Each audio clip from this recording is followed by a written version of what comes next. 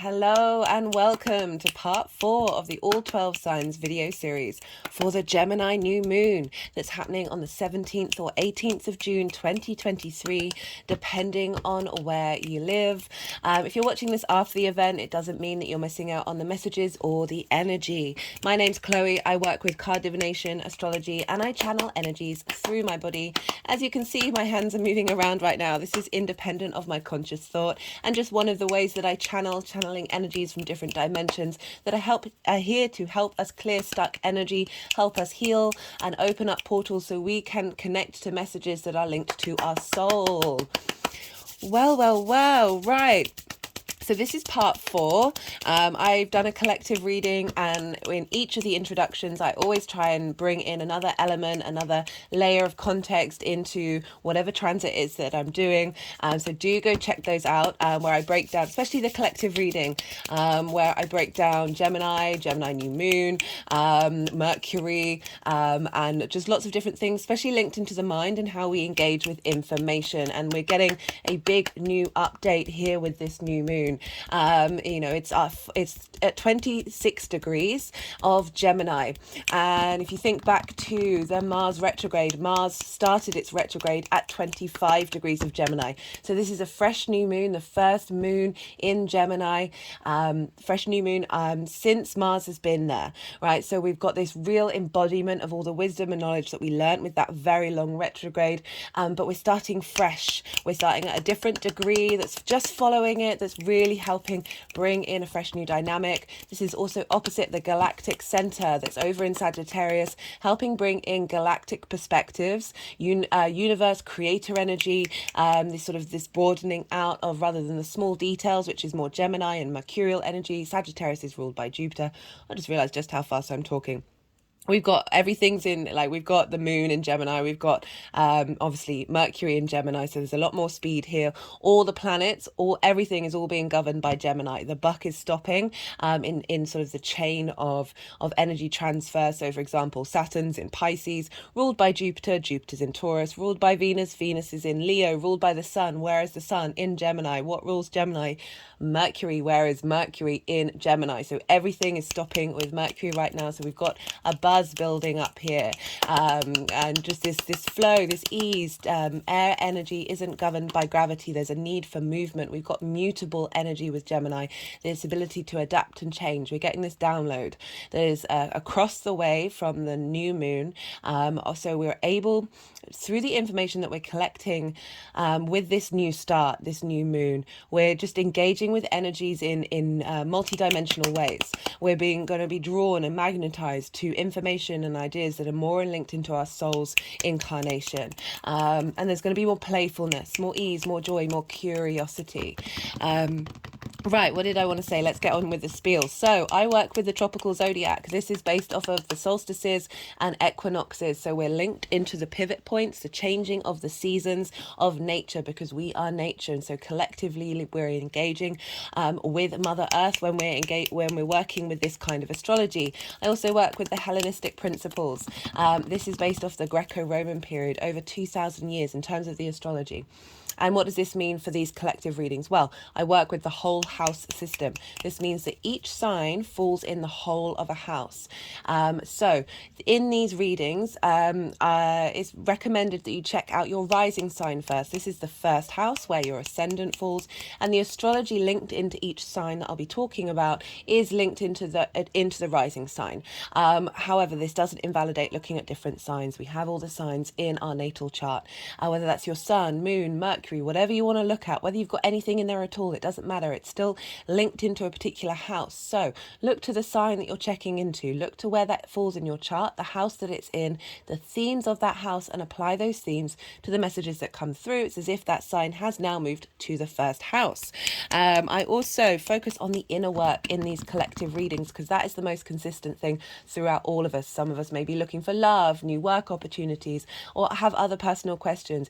If that's the case, please, if you fancy having a personal reading, please go and check out my email address in the description box, and I will get back to you about the kind of things that I offer and how to work with that. But in these collective readings, the inner work, the more that we work on ourselves, the more our vibrational frequency changes and adapts into our soul's frequency, the more we draw towards us opportunities and experiences that are more in alignment with that, because we've been doing the work, so the universe doesn't have to come along and prod us into a certain direction. Right, we're preempting it by questioning ourselves, pulling back the onion layers, pulling back the trauma responses, the limiting beliefs, and getting to what is actually you. So many things from the outside world, from so interesting. I don't know if you can hear, there's a small child crying in one of the neighbors' houses. And, what I'm talking about is pulling back those things that form us in our formative years, our inner child, right? I spent a lot of time, I've always been a self-analysis. I've got a Virgo sun. And so we're constantly breaking down situations, being in a state of observation of my own behavior. And it got to a point where I got consumed by other people's ideas and other people's stories.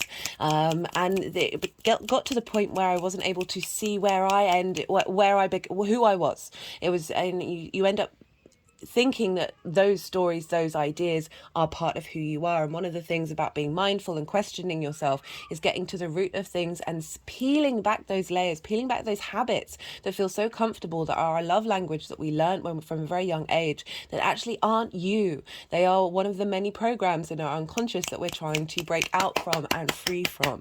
So I focus on the inner work. As I said, the more that we do this for ourselves, the more we're actually helping others, because we're more in alignment with our own integrity and our own truth, as subjective as that is.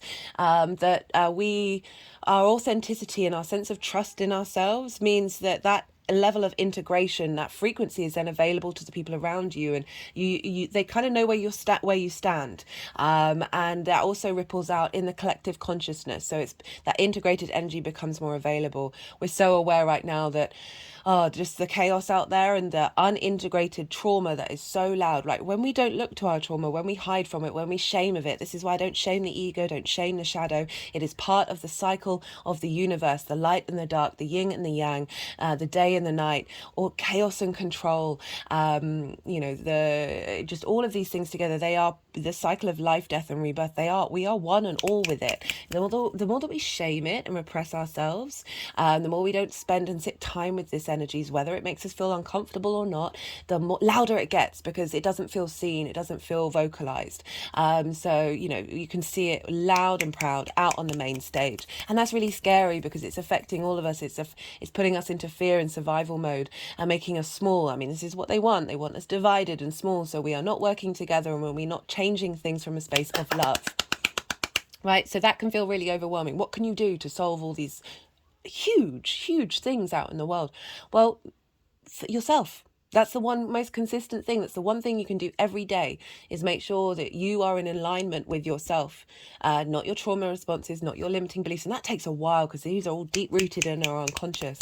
And this new moon really feels like a facilitating support, a new way of engaging with information, as I said, with playfulness, with curiosity, rather than this weight that we can have with it, of thinking that it binds us, and being able to set that free and engage in all the possible different bits of information that we may be missing, all the subtle energies, all the magical and mystical stuff that is just science that we haven't figured out yet, and being able to bring that into our consciousness. Speaking of which, right, so in the collective reading, I listed 3 videos linked into things and themes that I wanted to bring in.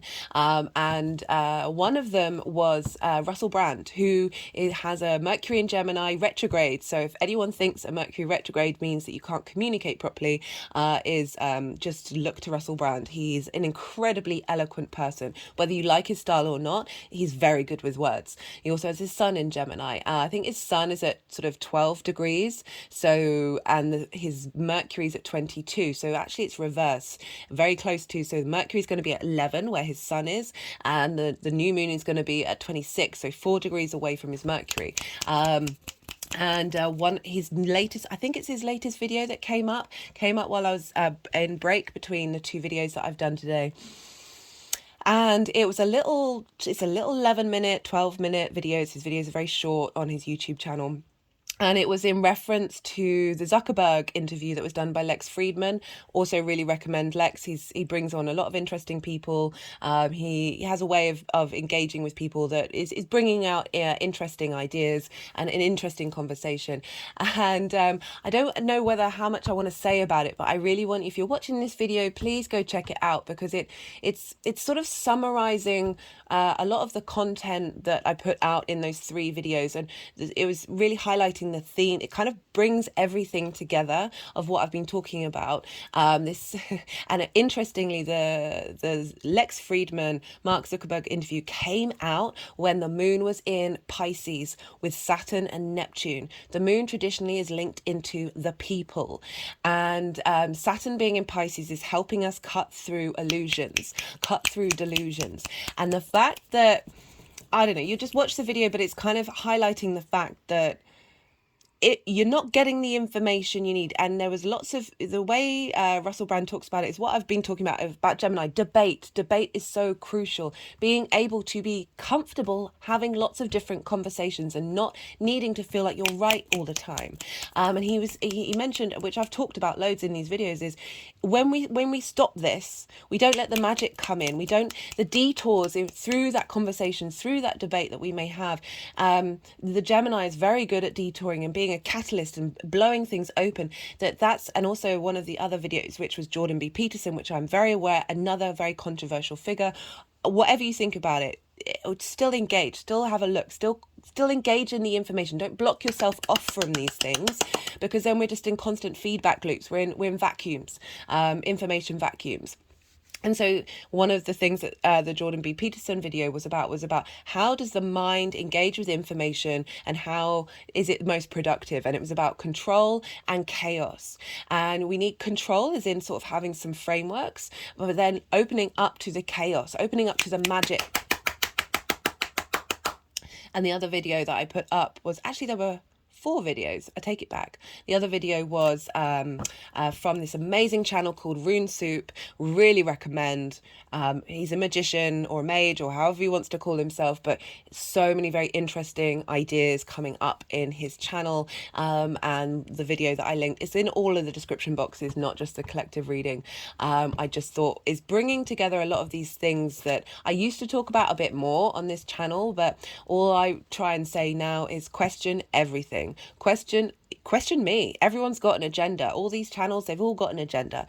That's just part of the human condition. It's very hard for us not to have an agenda. We can try and be mindful, but even that is an agenda in and of itself. So it's just, yeah.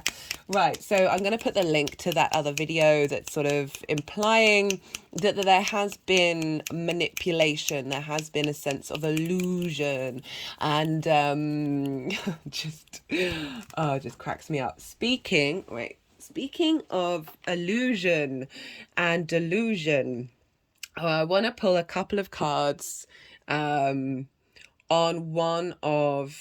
Sorry, I'm just getting my phone up with the chart. One of the main sort of aspects, I did talk about this in the collective reading, but I just wanted to just see what other cards wanted to come up. So we've got the new moon at 26 degrees and it's conjunct Juno, which is an asteroid about commitment. So we're instigating a new framework of how we engage with information with curiosity and joy from a space of commitment. This is what's been energetically seeded, regardless of your own personal intentions. This is the collective energy that is coming through. And so we've got this... Wait, did that one come up? So okay, got the 6 of Wands here. This is a sense of victory, that through this commitment to being curious, we are not only being marching towards victory, but this is an individual, but a crowd. Everyone's involved. This is about the things that we do as an individual, supporting and helping the collective.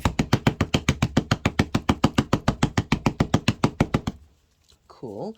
Right, so we've also got over at 27 degrees of Pisces, you know, I just mentioned Pisces.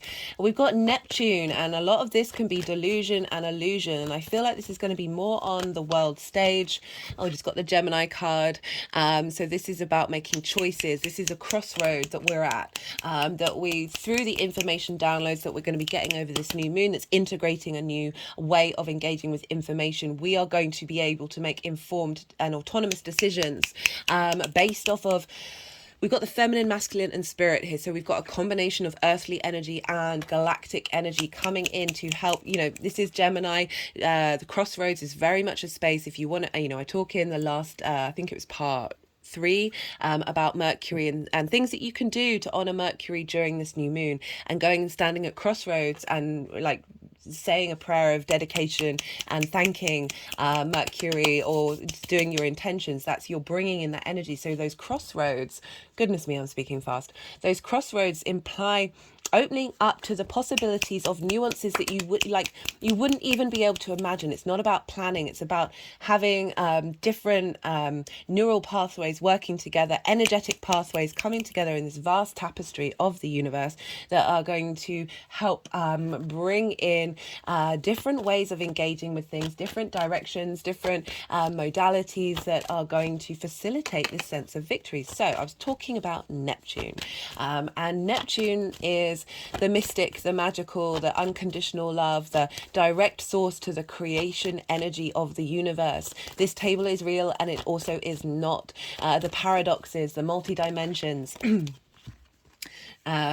We've got we've got the 10 of Wands and the 4 of Wands. So we've got this sense of burden, and being not being able to see the sky, of our vision being blocked, our passions being and our drive being so over, my hand is over my eyes, we're so weighted down that we cannot see clearly. And through this download, I love we've got the celebration and the victory card. We've got a lot of wands here, which is really saying spirit energy, right? So fire energy is very much linked into spirit. And I'm talking about this beautiful T-square that we've got with Neptune and another asteroid with the new moon. So Neptune, all the dimensions, all the possibilities of the universe are an ability to access that. Yes, that can be, it can bring in delusion because you might not necessarily be able to see reality. But with this Gemini energy, where we're being playful with this information, I'm not getting the same sort of the sense of falling under that delusion. Instead, we are tapping into the magic of the collective unconscious emotional space, and and being able to transform that, and having galactic energy come in through Neptune that is helping release that burden. Gemini is also very light on its feet, of being able to swiftly move from one thing to another, and enjoy the experience and take what you need to learn from it. Jordan B. Peterson, one of the quotes that he said, he's a Gemini, was that every book he reads, he doesn't look to find fault with it or agree with it. He's always looking to see what he can learn from it. So it's we've got the Chariot. This is being very confident, and being able to move through life with a sense of balance. But if you also look here, he has the Magician's wand. He has the crescent moons of the High Priestess. There's the background of the Emperor here, as well as we've got the yin and the yang, the sense of balance, and all the stars and the astrological symbols. There's a real sense, and his crown is actually very similar to the Empress. That we've got this sense of bringing all these different parts. You know, one of the things about Neptune in Pisces, all the films have been the Avenger movies, or just groups of people from different dimensions, different realities coming together to help save the world, right? So I really feel like we're getting that support from Neptune coming in, of being able to bring together all the different parts of who we are, or bringing in galactic energy from different star systems, different dimensions that all embody different energies that are helping us be able to move through the world without feeling that we've got to control it, right? There are no reins, so there isn't this element of control. It doesn't mean that there aren't things going wrong in the world, but we're able to move through it because we are aware of the resources that we have, and we are putting them all together. Just had an energetic release. So I did forget that celebration card. Right, so that is squaring the moon. So we're getting this it's a manifestation energy, the square. So we're getting the magical, very idealistic energy of Neptune. I've got the Judgment card. This is about ascension. This is about every little part of us raising its frequency. There's a sense of elevating from a higher perspective. You see the mountains in the background. They're the same sort of mountain range of the Fool. That Neptune and the outer planets are really helping facilitate this new moon of being able to be curious and live in a bit of a fantasy world, like draw in the fantasy of how we collect information. And then we've also got over in Virgo, so this is opposing Neptune. This is all mutable energy, so changing, adapting, moving, being very, again, that curiosity, that ability to not be fixated on something and to evolve. So we've got Ceres, which is an asteroid over in Virgo. Virgo is, again, another mutable sign. It's an earth energy, also ruled by Mercury, has a more desire to, whereas Gemini is very playful and can be, very much the devil's advocate, enjoying information for information's sake. Virgo is more about collecting information that helps fix and heal. Very much being of service, being the earth energy. How is it practical? Earth energy can be very practical. So we've got a practical energy coming in from Virgo with Ceres, which is an asteroid representing the earth goddess, the goddess of the harvest, Demetra.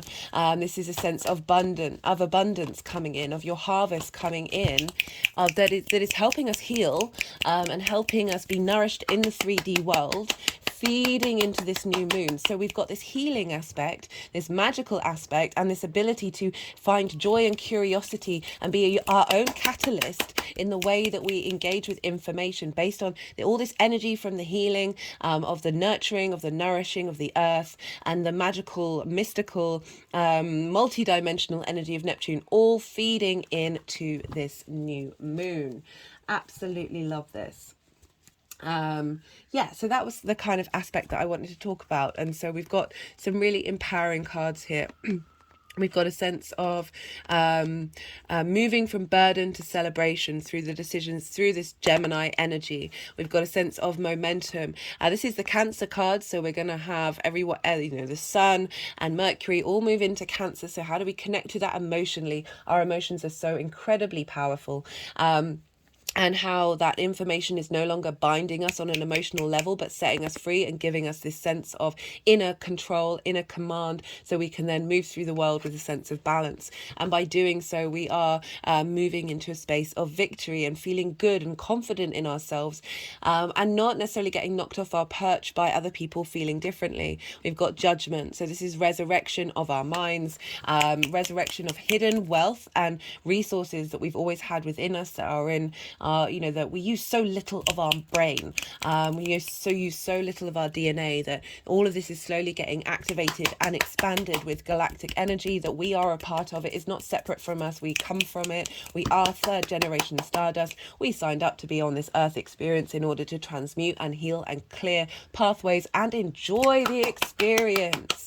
Smell the roses. Look at the moon. I mean, you can't quite look at her now because she's very dark. But look at the sun. Look at the stars. The stars are there. They can always bring you joy, and they are free. Right. That is me going on a fair amount. Speaking very fast, I do appreciate that. So I am going to be reading for Virgo, Leo and Cancer in this series. As I said, check out your rising sign first, and then what other signs you want to, and it just gives you a holistic understanding of how this moon is affecting every area of your chart, because we are holistic beings, we are nuanced. Yes, they are separate houses, separate signs, but they are all working together and integrated together, and that is the goal, is to integrate and then go beyond. Right. Be good to yourselves, be good to those around you, and most importantly, be well until we meet again. Virgo rising. How you doing, Virgo? For those of you just tapping into the Virgo energy, check out where Virgo is in your chart, the house that it's in, and the themes of that house. Apply those themes to the messages that come through. Take what resonates, leave what doesn't. And yeah, right. Well, so just in general, regardless of whether it's a Virgo rising or not, Virgo and Gemini energy square one another. They are both mutable energies. A square is an aspect of Mars. Mars can bring about conflict, drama, and frustration, winning at all costs. And if these things show up, this is only to help you understand what is truly important to you. What do you want to get into conflict over? How do we get these energies to work together through seeing how they don't? Okay, so this can happen. You can get this, and you can get the other side of the square, which is friction. It's a very powerful manifestation energy. And so we need friction in this 3D linear reality that we're very consciously aware of in order to manifest. Without friction, without movement, this universe would not exist in the way that we are currently engaging in it. So this sense of friction is very important to bring things into manifestation. Hello. Oh, this is funny. Virgo risings, you have this in the 10th house. So I like that this is coming up. So it's a 90-degree angle, the square, and it's between two modalities. So two of the same modalities. So you're both mutable, which means you both have an idea of what that mutability looks like. And that's why it can be butting heads, because you both think you're right. The Gemini energy is really calling us to be open to being wrong, to be open to the playfulness of just the information and seeing where you go with it. They're both ruled by Mercury. So Virgo, it was the Three of Pentacles. We'll see if that wants to come out. Both Virgo and Gemini are ruled by Mercury. So this is Mercury. This new moon is important and powerful because you're both ruled by the same sign. So squaring this energy, right? So for Virgo risings, this is. As the Ten of Swords, they don't seem to want that one. This is for you, Virgo risings. This is in your 10th house. This is the house of career, life purpose, or reputation, how the big outside world sees you, as well as bosses. So just in general, I like to focus on life purpose because it's not always linked into work. It's not always linked into employment. It is the thing that drives you, the thing that keeps you going forward. That sort of, even if you're not even aware of it, it's that core motivation. And so having Gemini in the 10th house, this means the ability to do lots of different things. Gemini is very good at engaging with lots of different things, but it's asking for commitment. And I really feel like this new moon is helping bring in a sense of pause, a sense of peace, a sense of commitment to that dynamic without losing the very playfulness, the very curious energy, this very adaptable energy of Gemini, that we're getting a level up with this new moon from the galactic center. So having a new moon in your 10th house, what does that mean? Well, that's setting new intentions, new frameworks around the direction you want your life to go in, around your career, whether that's starting a new one or leveling up wherever you're at. This is also a new, fresh new start in how the outside world sees you, your reputation.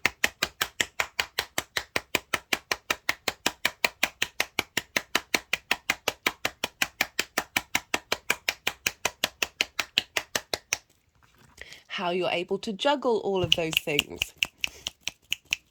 That need for stimulation, putting that stimulation in a framework that isn't causing you to be burnt out. So a wonderful fresh new moon for the reasons that I said in the introduction. You know, it's a degree after the Mars retrograde that we had a while back.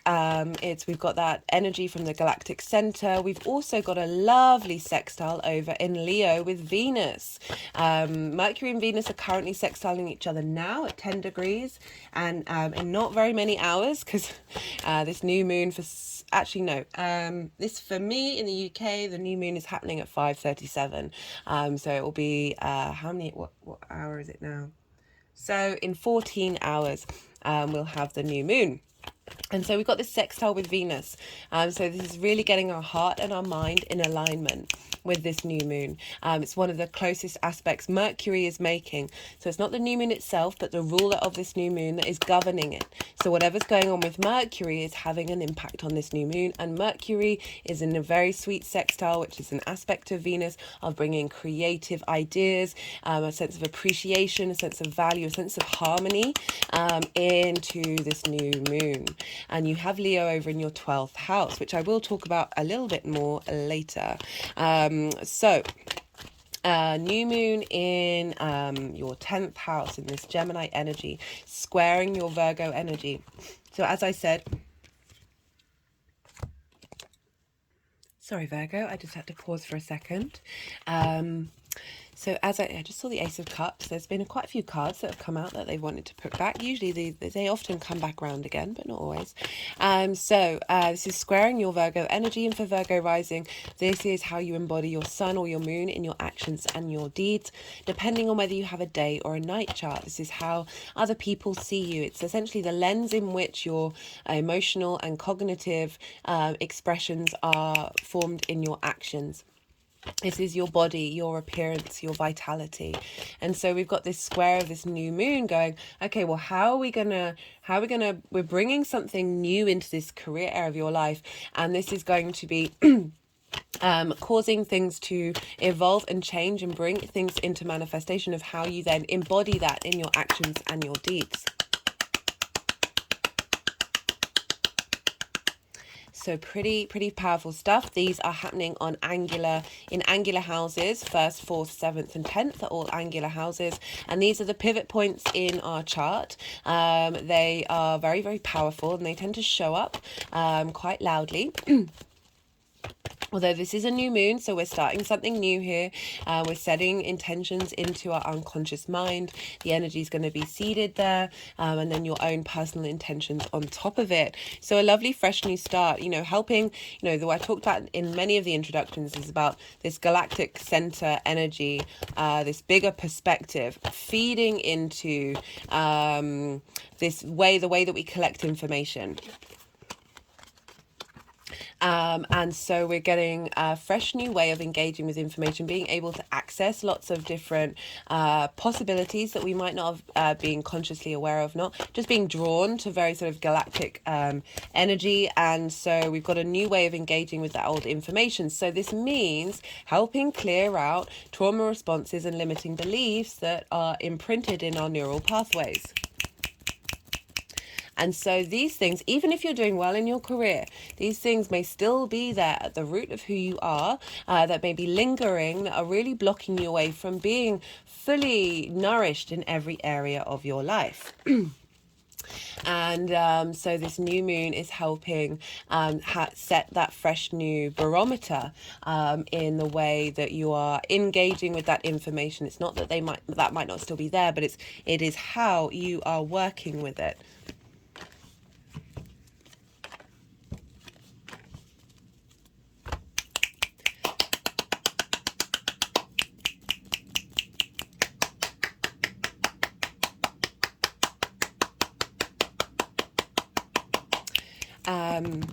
Right, they've put the deck down, which is kind of implying that they don't want any more cards. But I wanted to talk about, because we're dealing with the sun and the moon, I hope you can hear me over the clicking.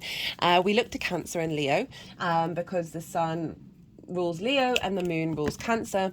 And so what's going on with them is going to be leveling up those areas of your chart, as well as bringing in themes from those areas into this new moon. It's not going to be the major themes, but it's just going to add nuances to how you interact with this new moon. And so for you, Virgo, you've got Cancer over in your 11th house. This is The hopes and dreams house. This is reaping the benefits from your career. This is friends, groups, and alliances. So your unconscious mind, the intuition, the how you nourish yourself, how you nourish others, is getting a boost in terms of let's get this in alignment with the direction you want to be headed in. Let's get your hopes and dreams in alignment to your life purpose. Let's get the kind of people you surround yourself, your friends, your groups, that vibrational frequency in alignment to the direction of where you're headed. This ability to be seen more, to be valued more. And that's doubly highlighted by the fact that Leo is over in your 12th house where Venus is, right? So I talked about Venus already. The sense of appreciation and value. She's going to go through a retrograde, starting another 8-year cycle. If you haven't checked out the Venus retrograde transit series, I really recommend. It's one of the biggest transits for us on a personal level. This year, it's starting a new 8-year cycle. So the sun, our cognitive thoughts, our directions, the animation of ourself is getting a new download in how we collect information and engage with information for our life purpose. And that is transmuting into the 12th house, which is your hidden house. This can be a difficult house. It's linked into constructs of who you are. So again, linked into trauma and limiting beliefs. This is where depression and grief can come in with the 12th house, or sort of mental anguish. It's also the house of rest, but magic as well, because underneath all of that is the magic of who you are. So this reboot, this sort of regeneration of the neural pathways, is the sun is getting a lot of power of that and feeding that into your 12th house, of really accentuating the message that's come through for the collective. But for you, Virgo, because it's linked to the 12th house, it's helping your heart vibrate and clear out a lot of that trauma response mechanisms, and therefore facilitating the magic within you. Right, this is when I'm going to go quiet. I'm going to let the energies do what they need to do. They move the cards around. There's going to be 3 piles. The first pile is sort of the energy of your journey leading up to this new moon. The second pile is the moon itself, the energy that's around the moon and also seeding at this time. And then the third pile is how this is all manifesting in the long term in this area of your chart. So do bear with me. As he said, you've just had a lot of information come at you. Now is the time to decompress it, let it absorb in, and see what intuitive hits come up, linked into what's been said about what might show up for you in this new moon from your intuition.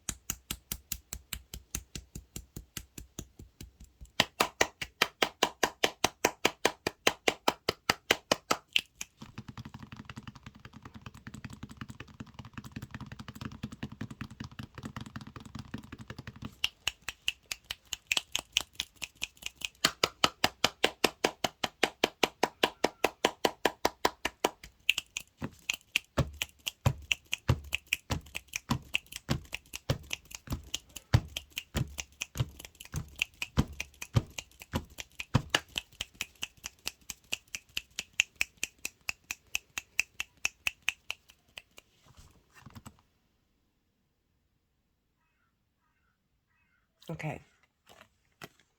So, for the energy leading up to this new moon, this, this is part of sort of a 6-month cycle from that Gemini full moon that we had at the end of last year, and also bringing in together a culmination of all that Mars in the Mars retrograde and the Mars in Gemini, and just generally sort of what you've been inclined to be navigating through in relation to the Gemini energy in your chart. We've got the 10 of Swords, we've got the 2 of Swords. I like this combination. It's kind of showing that you've been taking the work to pull out these swords.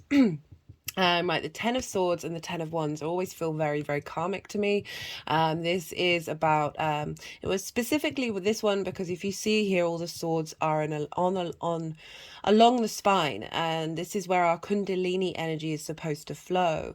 And so often we have ancestral trauma, our own lineage trauma, past life trauma stuck in our spine that is causing things not necessarily to go in the way that you want to, because we're here, it's my personal opinion that we're here to help navigate those situations and be able to heal past lines, and the more that we do that, the more that we free up the stuck energy that's in the earth from the ancestors that and this is linked into career and life purpose. So many of us have not felt fulfilled in that area of a life, or felt that we've been betrayed by certain situations, and that's immobilized us from being able to get up and go and do what it is that we need to do.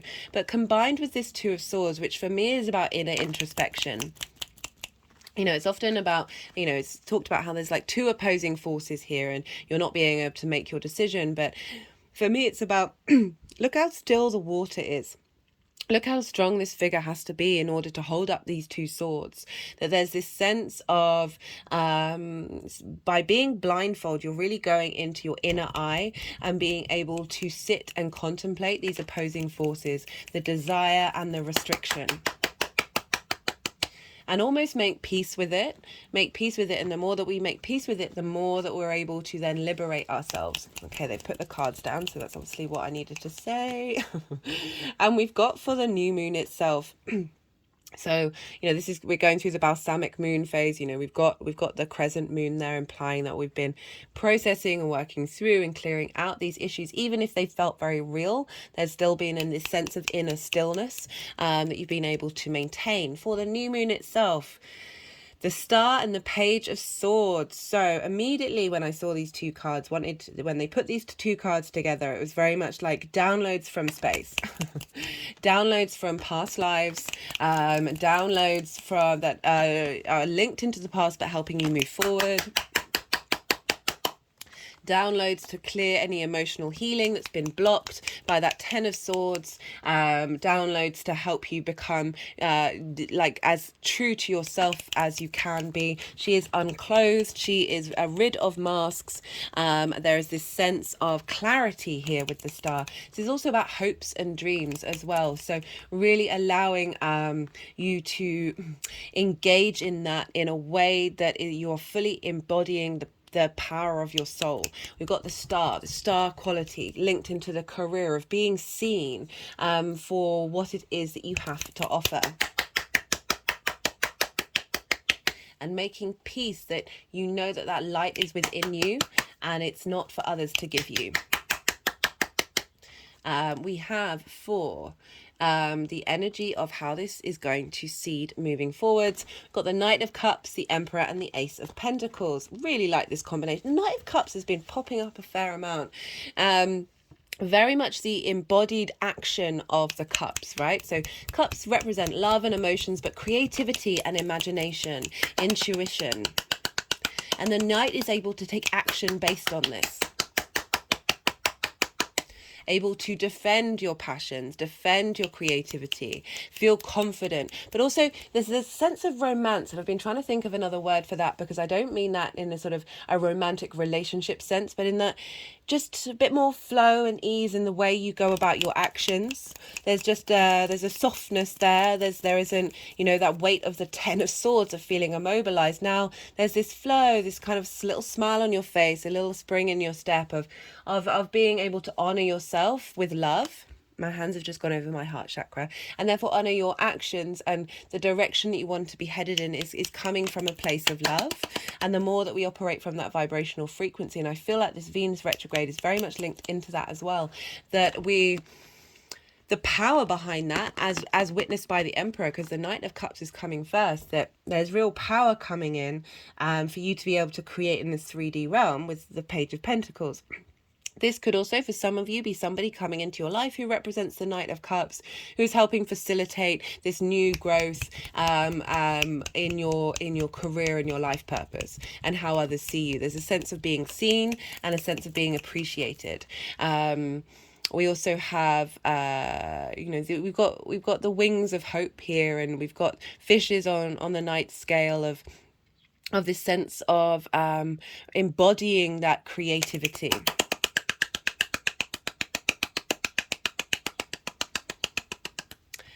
With the Emperor, sovereignty, inner power, confidence, inner divinity, there's a sense of wisdom with the Emperor, the King of Kings.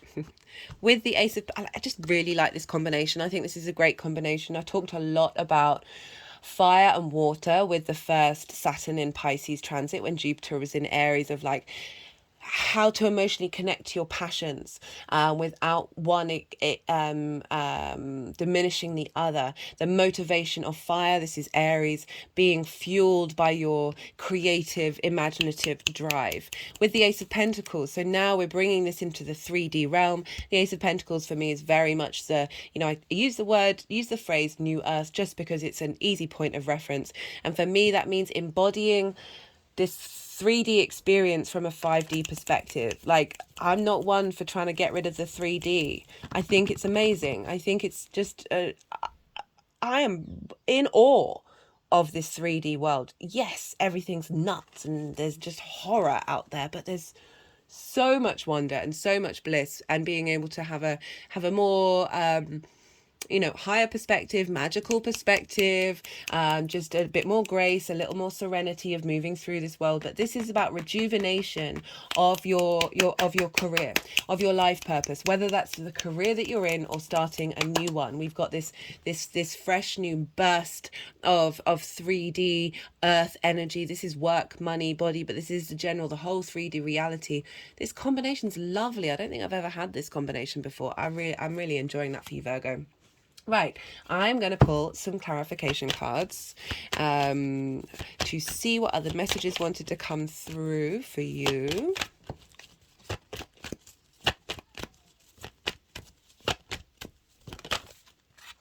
Adventure. Love that. An adventure with information. Like just the creativity that's coming through with this one, of going on a new adventure path with the information that you're engaging in. Love it. Right, I'm now going to pull from the First Light Tarot. Let's see what wants to come through for Virgo. Code. Puzzles, synchronicities, coincidence, but code. Because I was just talking about that information that's coming in. Oh, I love it. I love it. My shoulders are going up and my neck's going back. It's kind of like download, download, download. I mean, that's fairly self-explanatory. Let me pull another one from the First Light Tarot. Let's see what wants to come through for... And, as you are ruled by Mercury, your ability to engage in observation, because the Virgo is the yin-night side of it, you're able to be aware acutely of what this information is then, and then how to embody it. We've got source, love and light. Love, like actions through love, not fear. Not fear of feeling attacked or feeling betrayed or feeling rejected or feeling that other people's ideas and opinions are cutting you to the quick and are immobilizing you. There's just this whole shift of your inner sovereignty, that's not a power grab, that's from a place of love. Right, one more card for Virgo. Let's see what's coming through for you. domestic harmony.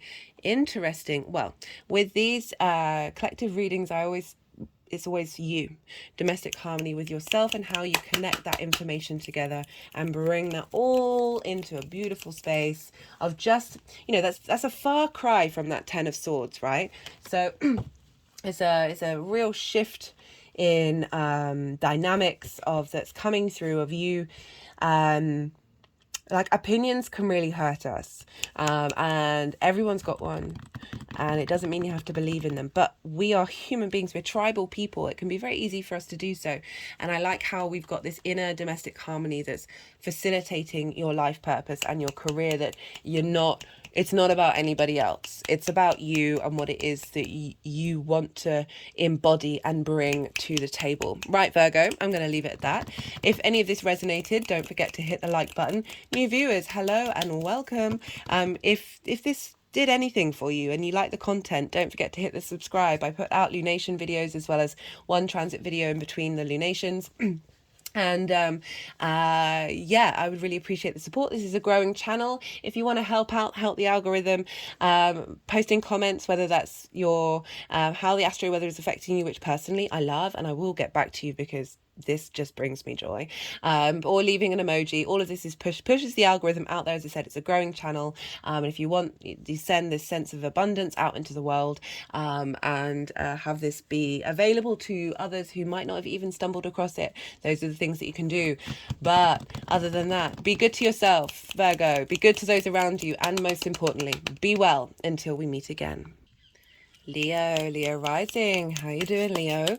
For those of you just tapping into the Leo energy, look to where Leo falls in your chart, the house that it's in, the themes of that house, and apply those themes to the messages that come through. Take what resonates, leave what doesn't.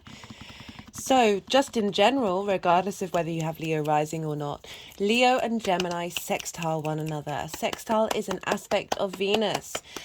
She wants to bring creativity, a sense of love, desire, connection, harmony, appreciation, and value. So this new moon, wherever it is in your chart, is feeding into your Leo energy, and letting that Leo energy get creative and feel inspired and feel loved and valued, bringing in a sense of harmony. So this is a soft energy. Sextiles, they don't need hard work. There's flow, right? So we've got fire and air. These are two elements that aren't bound by gravity. They're very light, they're fast moving. You are both day yang signs, so you've got things in common, but it's like, so you've got that thing in common, but you're coming at it from different perspectives and different modalities. So actually a lot of magic, a lot of brainstorming happens with this kind of energy. And there's also the sense of, oh, you've got something in common but you're a bit different, which is where that sort of the desire comes in of appreciation of something that is similar but different to yourself. So Leo risings, this is happening, this new moon in Gemini. This is happening in your 11th house. This is a house of good spirits. This is a positive house. And this is friends, groups and alliances, hopes and dreams, and reaping the benefits from your 10th house. So we've got a sense of starting a new beginning in the way that you engage with all of these themes, right? So I can see why this might hold, it's linked into hopes and dreams, friends, groups and alliances. It might be that these things haven't manifested in the way that you want them to, and that may have caused trauma responses and limiting beliefs that has sort of impacted how you embody yourself and how you feel comfortable in these groups, how you feel comfortable expressing your hopes and your dreams or even believing in them, whether you've reaped the benefits from your career house. All of these things form information pathways in our brain of how we collect information that may have, even though that may have been something in the past, is now blocking you from something in the future. And that this new moon, if you haven't watched any of the introductions, I really recommend them, as well as the collective reading, even if you watch it on fast, right? So this is very Gemini thing to do, that this new moon, I think I say this nearly every time, but this new moon is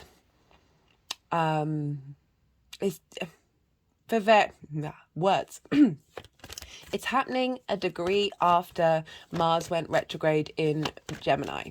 So Mars was in Gemini for about 8 months, and went retrograde at 25 degrees of Gemini. This new moon is happening at 26. So we've got this fresh new start, this first new moon in Gemini since Mars has left.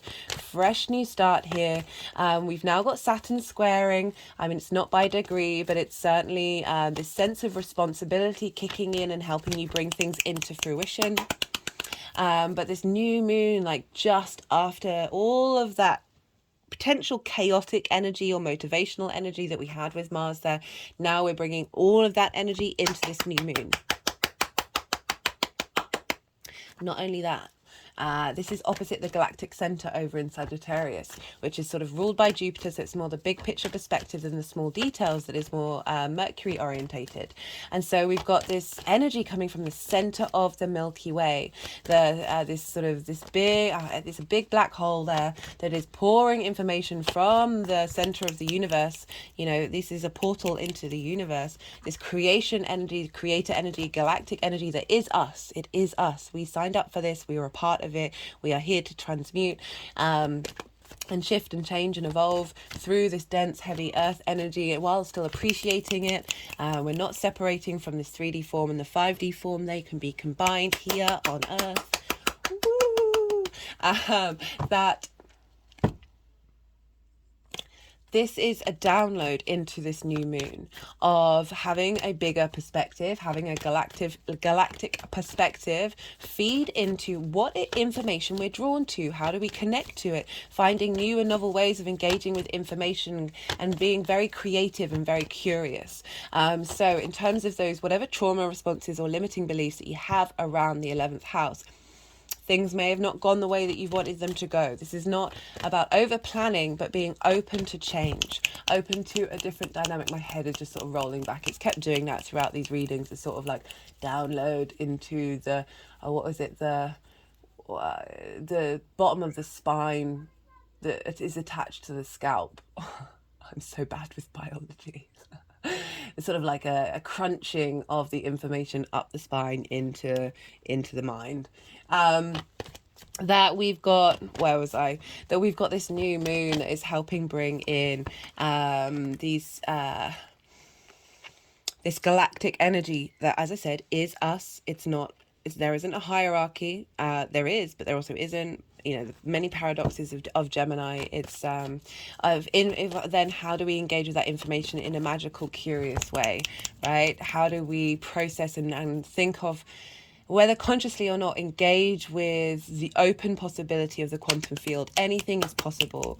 Love the sort of fluidity and mutability of Gemini. It is truly a phenomenal sign. It's a catalyst. It can lead to burnout because you're doing lots and lots of different things. It can be a bit scattered because it's enjoying everything all at once. And I really feel like this new moon is helping give a fresh new start, a sense of sort of, there's a groundedness to it with this square to Ceres, which I talked about in the introduction, that we are being held and healed and transformed by the universe because we are it, and we're engaging in it, and we're doing the inner work, and we're opening ourselves up to evolution and change and enjoying the 3D, trying our best to enjoy the 3D realm. I'm just looking at the Fool while I say this, and actually right next to the Fool is this spider that has been very active during these readings. I haven't noticed it quite so much. It's been here for a while, as in these readings, this sense. So it's very agile, and it moves. And that was it. I should have put this in one of the introductions. I think it came up in one of the readings that, you know, a spider will rebuild its web every day if it needs to. It's collecting information every day, and has the ability to provide structure for itself while also be open to change and adaptability. This is kind of what this energy of this new moon feels like for me, that through the sort of innate inner soul confidence we're going to be bringing in through this curiosity and joy, that we are going to be able to move through the world, navigate the world without being fixated or bound by anything in particular. that then causes us to not go down the detours, go down the side quests, which I've talked about before, of like very mutable energy is side quest energy of like not needing a linear A to B, but being able to meander and wander, particularly Gemini as well, because it is the ability to just follow the shiny thing.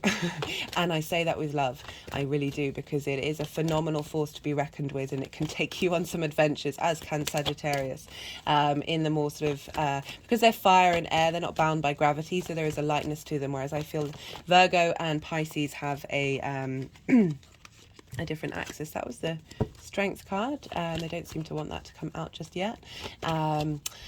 Right, so having a new moon in this part of your life, a reevaluation of your hopes and your dreams, a growth of your hopes and your dreams that may have already been in a cycle, and wanting to,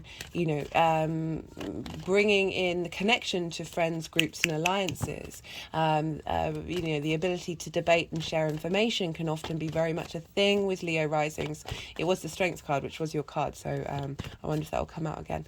That this ability to move and shift and change and be open to discourse is very much a thing that you seek from your groups and friends and alliances, and bringing in some energy and intentions of being able to embody that and to engage in that in the long term. And through that engagement in groups and alliances of being able to collaborate, that magic.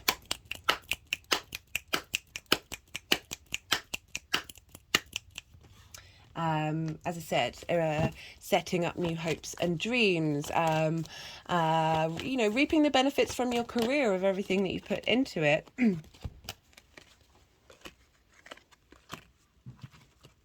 Everything that you put into it, wherever that may be in your life, and starting a new way of engaging with that rather than seeking it or expecting it.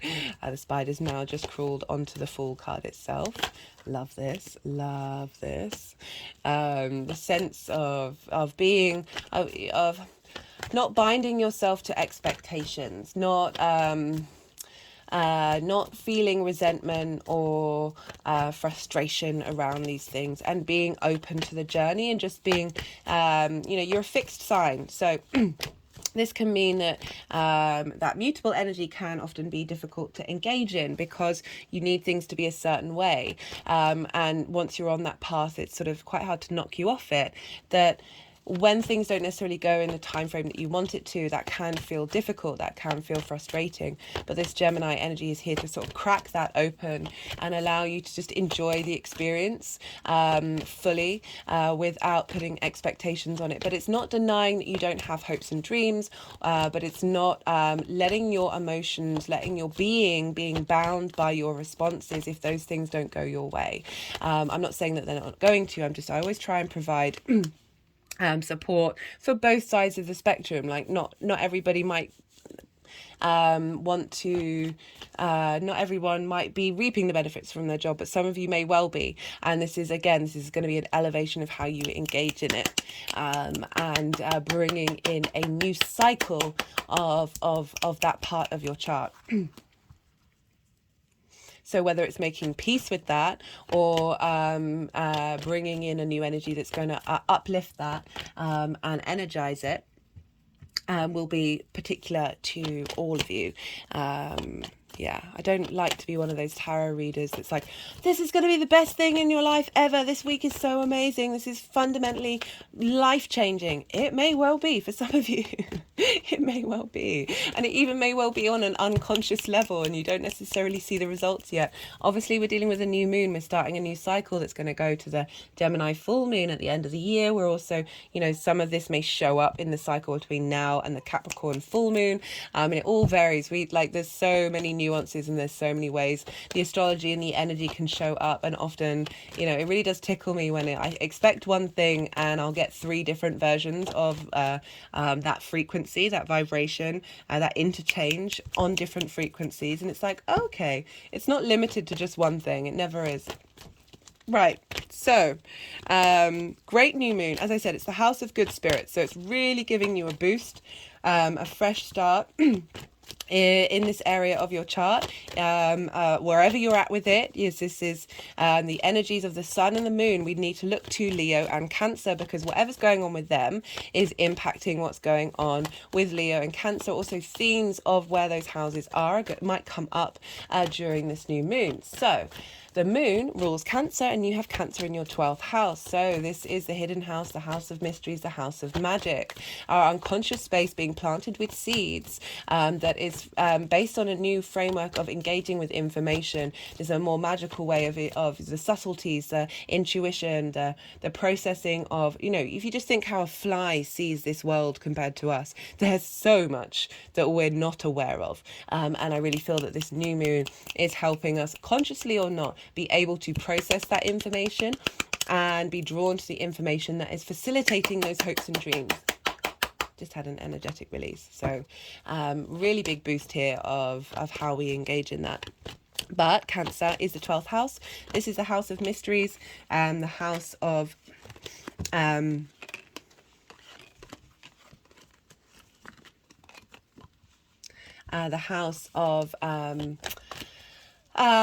depression, loss and grief, because these are constructs of yourselves, trauma responses, limiting beliefs that are hidden yet govern us. The unconscious space, your intuition, your emotions that can feel very personal to you but not necessarily integrated. They're also very powerful magic here. So we've got this reboot of the Gemini, of how we disseminate information. Where do we collect it from?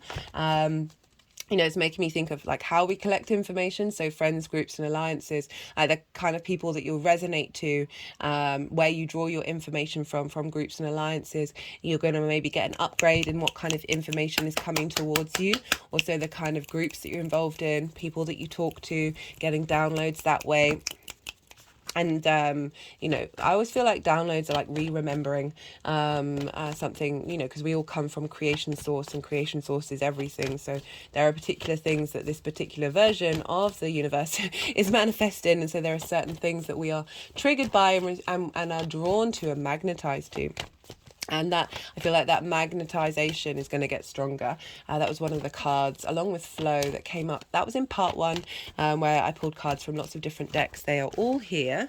I mean, this is this card and this card. They are all here sitting so you see here, magnetism and flow. They're all sitting right underneath where the cards are being pulled. So their energy is still being put into the conversation. Right. There's also magic in the 12th house. So as I said, like our ability to connect to the magic, as well as the sun. The sun rules Leo, and that is you, Leo. So this is for Leo risings. This is your conscious thought, your conscious mind, your delivery, your vitality, your direction, feeding into how you embody yourself. So with this new framework of your hopes and your dreams coming in, of how you then embody it in your actions and your deeds, from a very instinctive response mechanism.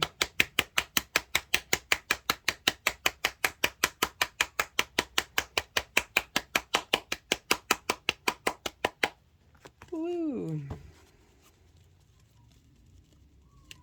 Sorry, I'm just seeing if they want any more cards. Well, the Empress showing up is reminding me, I forgot to mention Venus. Venus is in your sign. Venus and Mercury are making what's another sextile, so the same energy from Gemini to Leo. And so this is getting us in alignment with our heart and our heads during this new moon. So there's a big imprint coming in from Venus, about to start on her retrograde phase. I mean, she's going to head into shadow the day after. And so we're going to be fully immersed in that. And I love how we've got this new moon just before it that's saying, okay, now we've got the download in order to really embrace this retrograde to the fullest. Getting those, as I said, those hopes and dreams in alignment with your embodiment of self.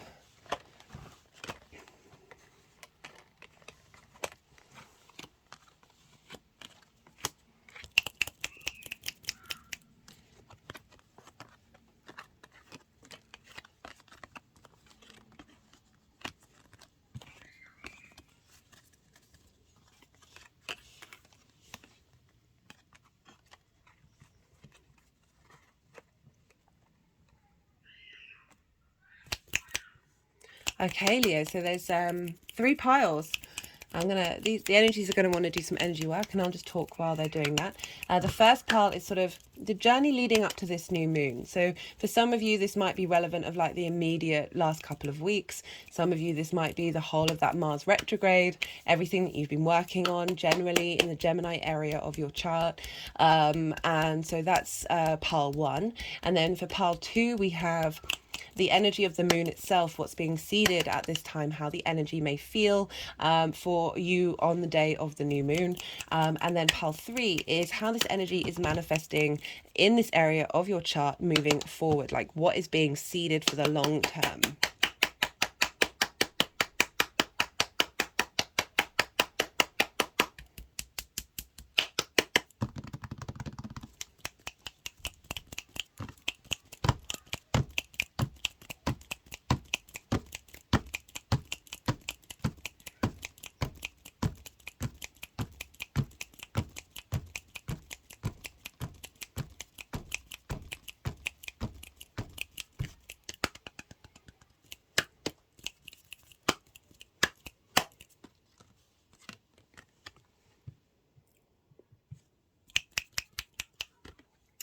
So that's a poem I read out in the collective reading and then in part 1.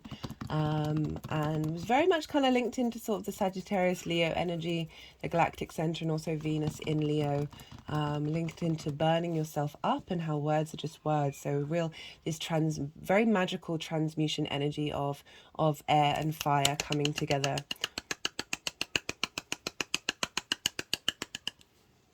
Right. For the energy,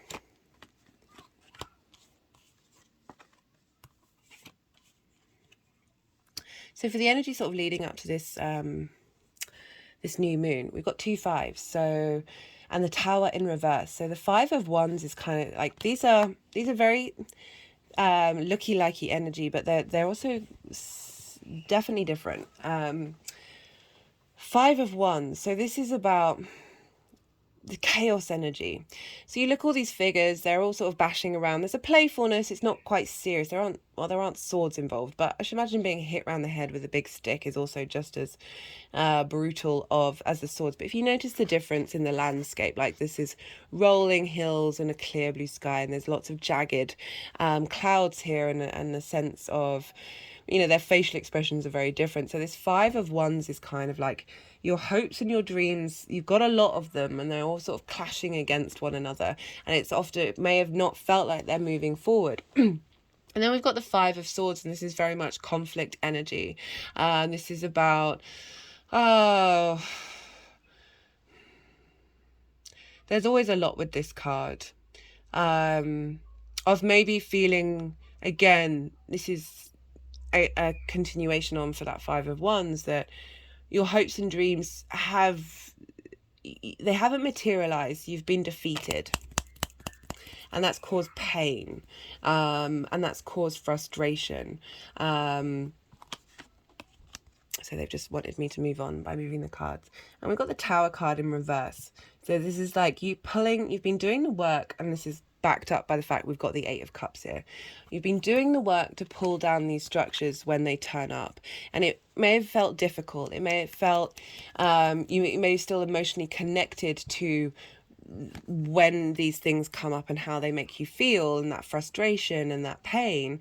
But the Tower reverse is really, really implying, especially with the 8 of Cups, that you've consciously been making a journey to move away from these habits, right? So often things that happen in our lives, this is about walking away from something comfortable and going on a journey to climb a mountain to get a higher perspective. And this doesn't just have to be a comfortable situation, a comfortable job, a comfortable relationship. This is, for me, very much, this is what I connect to, is these are our trauma responses. These are the habits that we form in the very early years of our life, that because they were comfortable, because they were familiar, they therefore felt comfortable. And we then unconsciously recreate this energy in our environment. Regardless of whether we want to. And this is why I always focus on the inner work, because the more that we are mindful of these things and we take a step back, i.e. doing the Tower work with this combined of like taking the time to leave a structure and get a different perspective on it. That this, you've been doing the work, that even if this is coming up and it's felt difficult, you've been doing the work in order to help release you from these things. And they may have been impacting your hopes and your dreams, your ability to reap benefits from whatever career you're in, or be accepted into groups and alliances. And what I really like about this combination of cards is we've got the Queen of Cups in reverse. So this is saying inner nourishment, trying to find inner serenity, despite what's been going on, despite what you might have been encountering. So really taking your time to work through those emotions, to allow those emotions to be in your body, but not let them define you. You're taking care of them, you're nourishing them, but they are not binding you. You are able to see with a sense of intuition, a sense of sort of imagination, that you can break out of these situations. That these things do take time. There is a sense of cultivation of working through this, that it's not always going to be at the speed that you want it to be. And yet despite that, you're still putting in the work to take care of your inner space. So my hands have just sort of gone around my heart chakra. We have, for this new moon, I mean, the vibe changes, quite frankly. We've got the Chariot and the King of Wands. Now the Chariot is a fantastic card. If you look here, they've got the Wand of the Magician. They've got the crescent moons of the High Priestess and the background of the Emperor. And if you look, the crown, let's see, is very similar to that of the Empress. Okay, so we've got, one second. Sorry about that, Leo. So we've got the Magician. We've got the High Priestess. We've got the Empress, the Emperor, and then we've got the Lovers. So this is symbolized by the wings of spirit. And then we've got the lingam and the yoni symbol, which is representing the bonding of the feminine and masculine. So we have all of these very potent energies coming together and moving towards a space of victory. So you know, if you look here, this figure, there aren't any reins. They are in control. They realize they are utilizing the resources that they have. They've got, you know, the stars in the canopy, the astrological symbols, utilizing the environment's resources as well as your own. No reins, not binding anything, not controlling anything, but moving forward with purpose. But it's not about the journey. It's not about the end result, it's about the journey. And the yin and the yang, there's this sense of balance coming, and the command of being in control and being able to travel through the world with a sense of knowing who you are and not getting knocked off the chariot, really. And that's with the King of Wands. So there's a real confidence energy coming in, this movement. There's a shift and a gear of a change happening that's bringing in the King of Wands energy. So this is a very powerful manifestation energy, the King of Wands, being able to take action based on your passions and your creativity. There's a sense of adventure. There's a sense of pride, of being very instinctive in what it is that you're doing, rather than second guessing it, rather than that Five of Wands, which is a lot of chaos energy. There is direction. This is the true embodiment of the wands, of being able to use that passion to take action, to provide for yourself. You know, King of Kings, not the King of Kings, the King of Wands. There's a sense of autonomy and authenticity with authority. There's this, you know, it's very much in command of where your hopes and dreams are headed. So this is the energy that's being seeded. There's a sense of perhaps all these resources coming down from the galactic energy to be infused into you as the King of Wands, in order for you to be in your own power without diminishing that away from other people, obviously, but also to feel confident in yourself. We have The Empress and the Nine of Pentacles. Love this combination. The Nine of Pentacles is becoming one of my firm favorites. The Empress card, this is Venus's card, so she's currently in Leo. She's helping you feel good about your 3D reality. There's a sense of fertility and abundance and something being birthed, right? So, you know, this is a new moon that's coming in. Sort of the cycle of this is a new way of engaging with your hopes and your dreams. Perhaps some of your hopes and dreams coming into fruition. Particularly to help you become independent. This is incredibly independent energy. This Nine of Pentacles has made long-term decisions, put in the hard work in order to get to this space of abundance. So rather than that feeling of lack of your dreams, not quite getting anywhere, or feeling like they've been taken away from you, of working through that trauma and clearing it out and nourishing yourself through doing that work, that inner work, there's now more action out in the outside world that's being instigated. Right, I'm going to pull some clarification cards to see what wants to come through.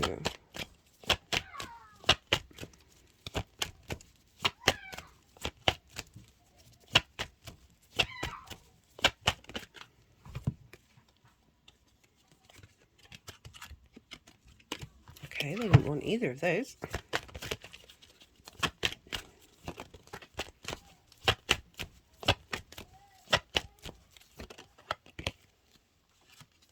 Got perseverance. Yeah, I thought it would go there. Yeah, having gone through some things and feeling like you've kept going, but it's been difficult. You kept going. And these things can really...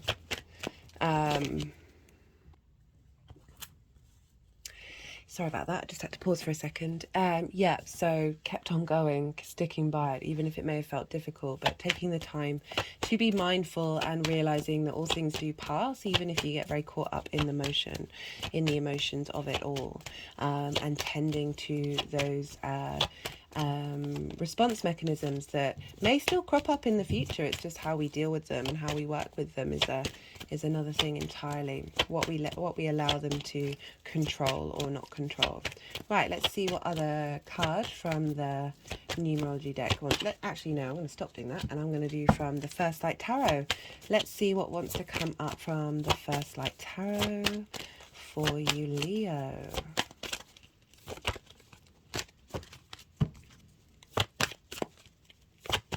Yeah, I like the Empress showing up because it's bringing in that element of play and joy of being in the 3D realm, rather than allowing the heaviness to, even though it's quite an understandable feeling and reaction to what's going out on the world, of that can often block our hopes and dreams without, even in our unconscious, without us even really knowing it. And so I'm really liking this this fresh new engagement. We've got soul identity, family.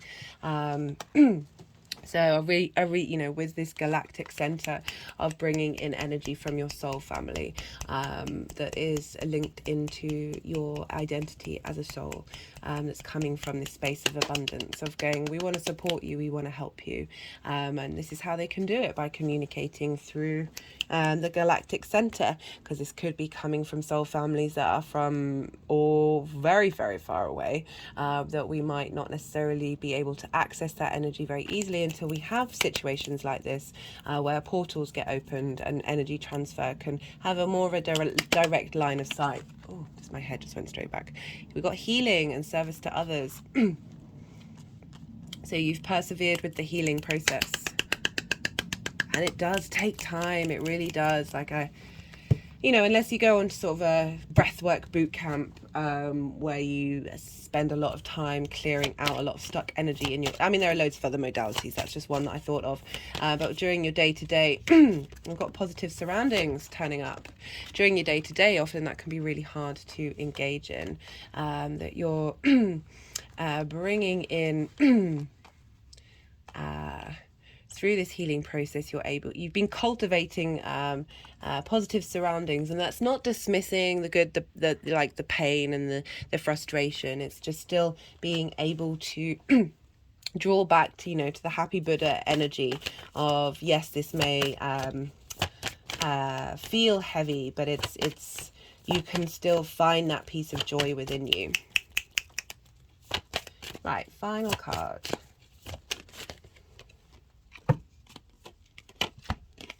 Got the Hermit. Truth, guides, fact, wisdom. Okay, they're just wanting me to hold the card just in general. Being able to see the inner truth that comes up, being able to see, as I said, all the different, the Hermit's often, depicted as being in isolation away from things. When we slow down and we tap into nature, we receive so many downloads. It's ridiculous. That maybe being more inclined to... oh my God, what was I just talking about? Nature, getting a reboot in nature every now and again, health as well, helping a healthy body, healthy mind. Right, final card. I've done quite a few cards for you, Leo. Just felt like there were a bit more messages that needed to come out. Got a time out. Time out in nature. Okay, so some of you, listen to this. Go spend some time in nature, Leo. Go allow yourself some peace and some quiet, and get some downloads during this new moon or around this new moon. The solstice is coming up on the 20th and 21st, so that might be a time to go be in nature and get some downloads. Right, I'm going to leave it at that. Yeah. Be good to yourself, Leo. Be good to those around you. And most importantly, be well until we meet again. Cancer rising. How you doing, Cancer? For those of you just tapping into the Cancer energy, check out where Cancer falls in your chart, the house that it's in, the themes of that house, and apply those themes to the messages that come through. Take what resonates and leave what doesn't. Just in general, regardless of whether you have a Cancer rising or not, Gemini and Cancer are right next door to one another.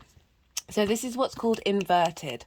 This is where they don't traditionally have a direct line of sight in terms of an aspect and way of communicating that information from one sign to another. However, they are right next door to one another. The way that I imagine this is if there's two people sitting next to each other, but they're both facing forward. So no eye contact, no direct line of sight, no direct line of communication. Instead, you just have this felt sense that somebody's there.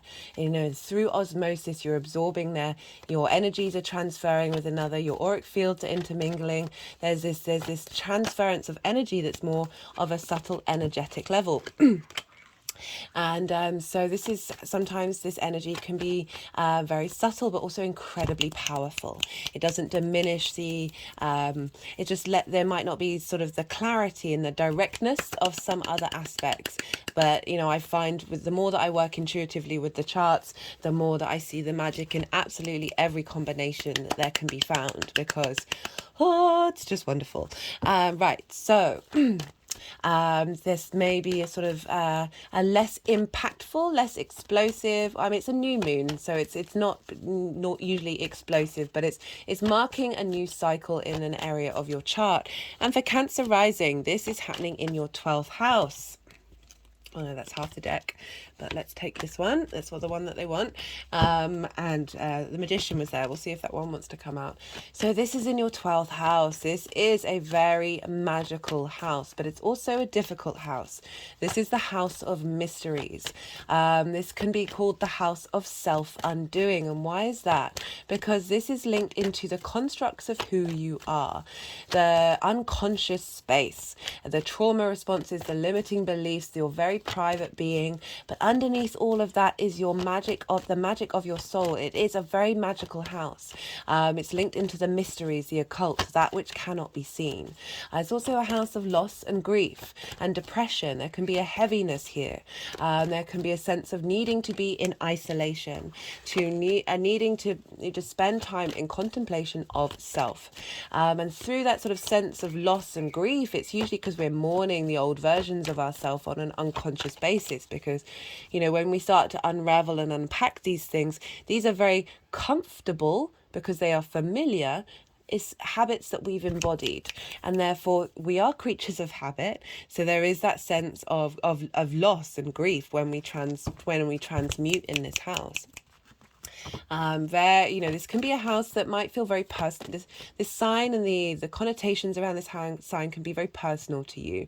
And it could also be that you don't necessarily share with other people, that it's something right at your core that you keep very internal, in a very internal space. It can also be something that feels quite distant from you, that you can't have in your grasp. And it's not necessarily very well integrated into the rest of your chart.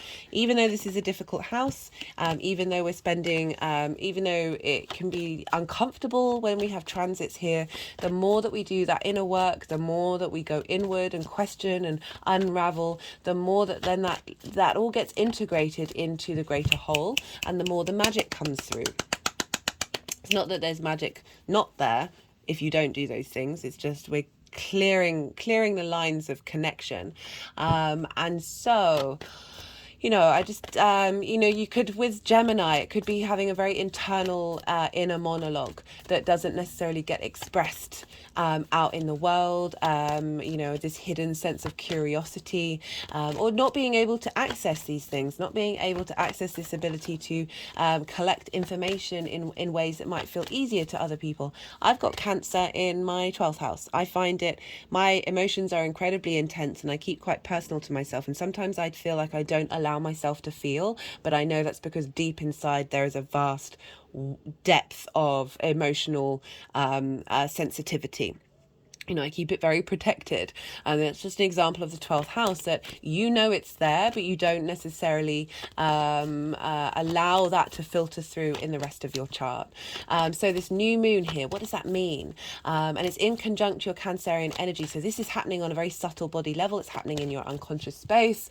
It might not show up very clear around the time. But again, this is a new moon, so we're planting seeds in our unconscious mind. We've got the moon there at the moment. Mercury's there helping you piece together information. This new moon is wonderful because it's happening a degree after Mars went retrograde in Gemini, and that was there for you in your 12th house for 8 months. So Mars went retrograde at 25 degrees of Gemini. This is happening at 26 degrees. So we're incorporating all of the wisdom of that transit, all of figuring out, okay, what is important to you? What is important to your motivation? How do you work with that?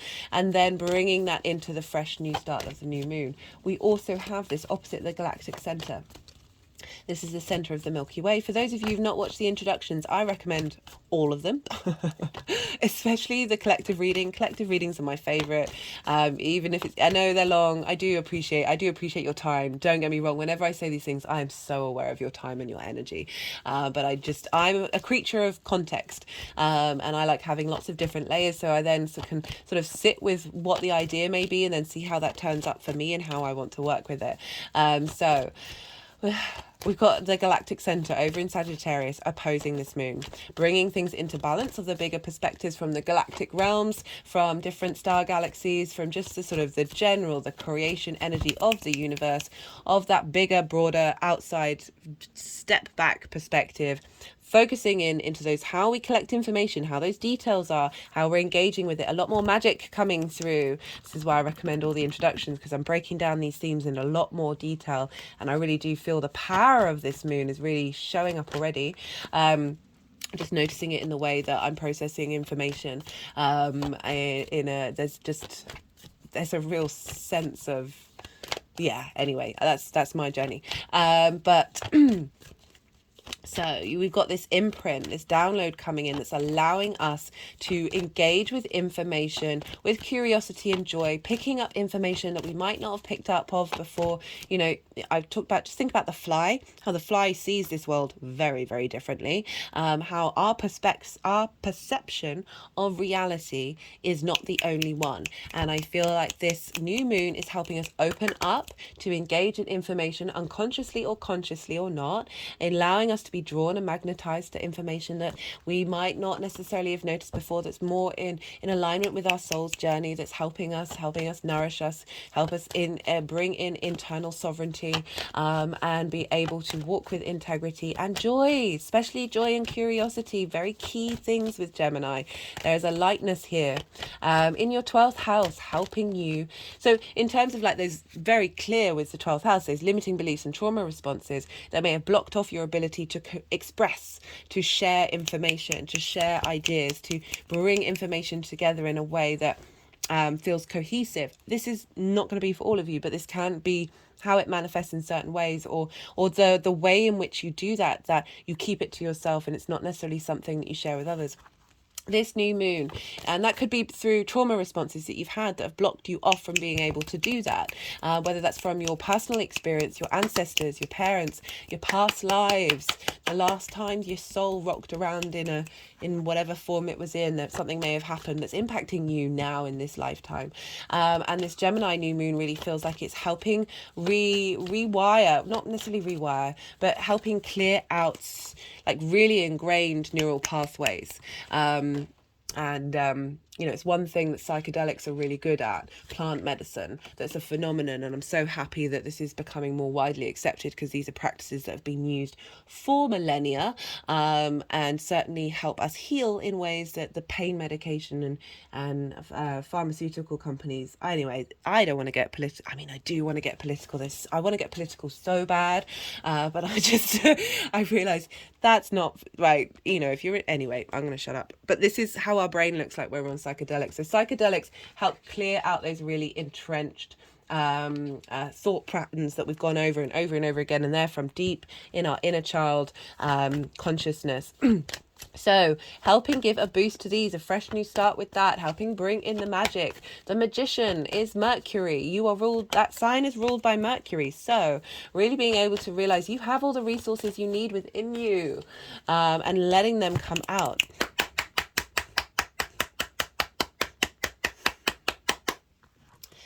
Also, this is a house of mental anxieties, and so if you do suffer with that, really calling on the energy and just sitting with it and allowing it to filter through you, so engaging with those things in different ways. This is not me saying this is going to make them all disappear. There's a chance it might do. I live in a fantasy world as well as reality. I feel that I've seen things and engaged with things that blow my tiny little mind. This is not me denying that is a possibility, but I'm not here blanket statement saying all your mental health issues are going to disappear.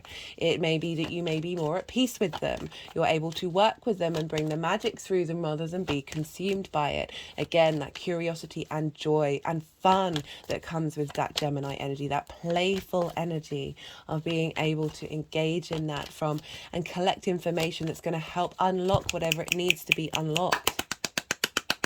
Oh, they like that one.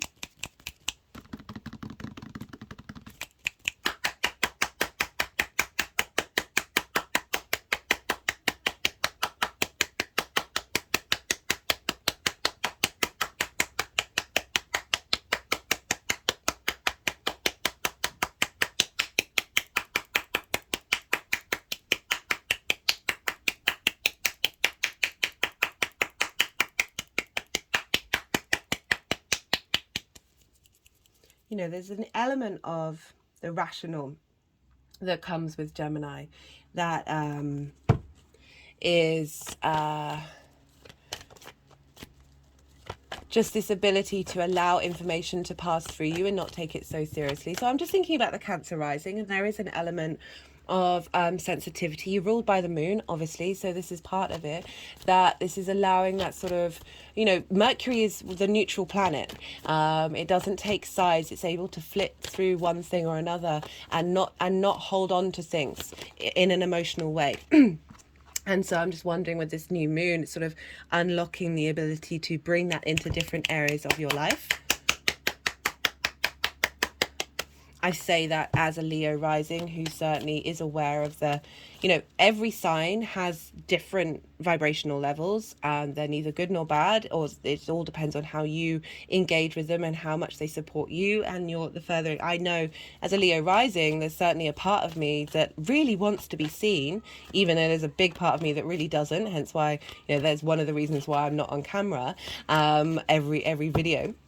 That I am aware of the pride and the ego side of Leo, and it doesn't diminish all those other things of the Leo rising part of that energy that I can really engage in. Like, we have to be able to face our shadows, and we have to be able to face that there are nuances to each sign, and not all of them we may feel comfortable or be aware of in ourselves because we can't quite face it.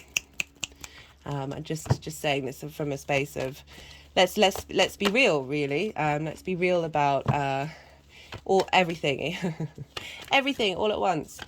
Sorry, it's just that I watched a tarot reader this morning. I haven't because I don't read for myself, because all the decks would be out, all the cards would be out, and they'd just be doing strange stories with them for about 5 days. But I do watch other tarot readers, and I haven't done for a while. And I watched someone, and it was just doing a weekly horoscope, and how this is the best week you're ever going to have. This is amazing. This is so great.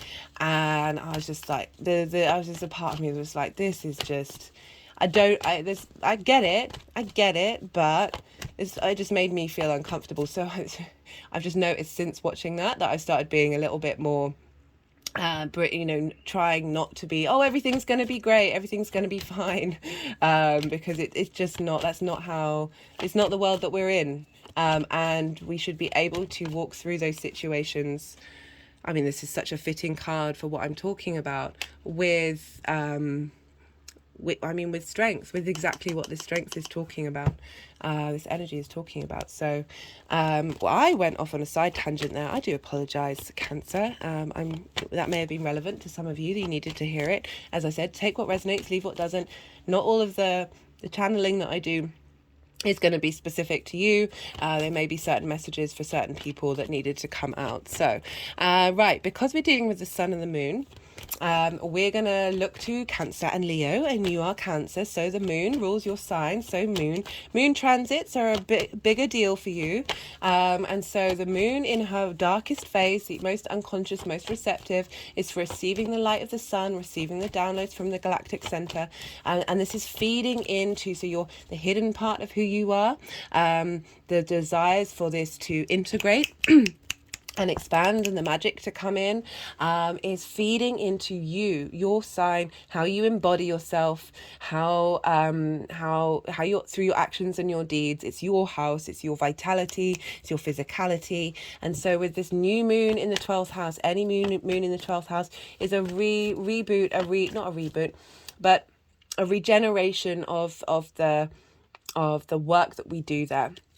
and another time to sort of start, not afresh, because we've still got everything that came before, and that's still part of the journey that we've been on, but just a sense of, as if you, after you've had a shower and had a bath, you feel very different. You're still the same person, but there is just you've cleared some energy, right? You've freshened things up. So the unconscious part of you is feeding into how you embody this in your actions and your deeds. Perhaps you're seeing a little bit more, some more synchronicities in you being intuitively driven to do things that actually turn out to be linked into other things that you weren't aware of, and then you can see the connections more. Also, Leo is ruled by the sun. And Leo for you is in your second house of your value, your resources, the skills that you have in order to make money and manifest in this world, the things that you really care about. So the sun moving through the 12th is always providing illumination to the hidden mysteries of self. And so we're getting this lovely fresh new moon right at the end. We're getting this with so many of the new moons right at the end of the sun's transit. So you've got all this illumination, you've all this wisdom of all the degrees it's gone over, and now bam, you've got this freshening up, this vitality coming in this area of your chart that's now feeding into how you value yourself. So many of the issues around our self-value come from trauma and limiting beliefs, and even if we think we're really confident and we've got our stuff together, there are things that are potentially still niggling away, the little tendrils of trauma that are getting in the way of us truly being able to be genuinely, authentically confident in the value that we have for ourselves. It's not about the value we have for other people, but valuing ourselves and honoring ourselves as, the mini versions of the universe that we are. Right, so that is sort of everything that's going on for this new moon.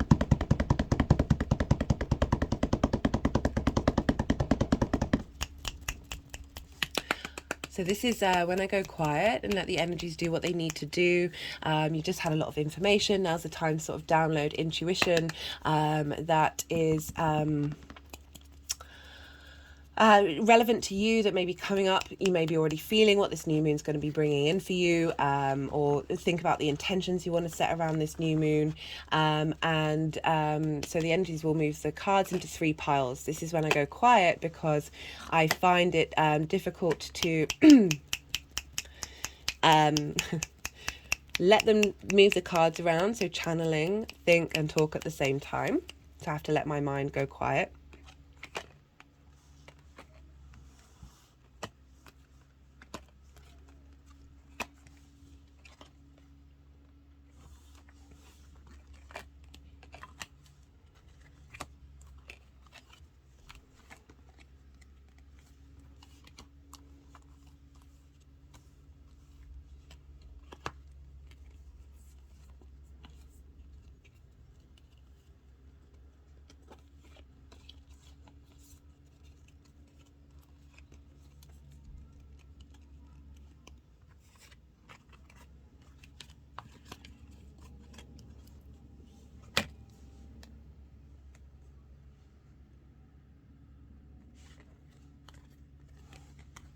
So we've got, so the 3 piles are the journey to this new moon.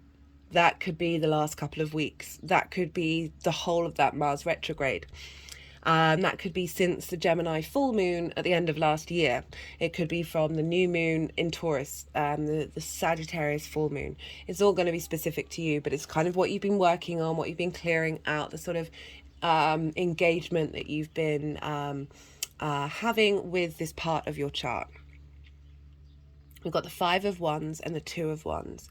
The 5 of Wands is always for me chaos energy, right? There's a playfulness to it, but it's like lots of competing forces and nothing's getting anywhere. Nothing's going anywhere. So again, that sort of 12th house Gemini aspect of Gemini likes to collect. There's lots going on with Gemini. There's always 5 things going on. Whether they ever get finished or not, it may not be the case. I mean, it all depends on the strength of the Gemini energy, but also not when you manage to channel it, it's utterly phenomenal.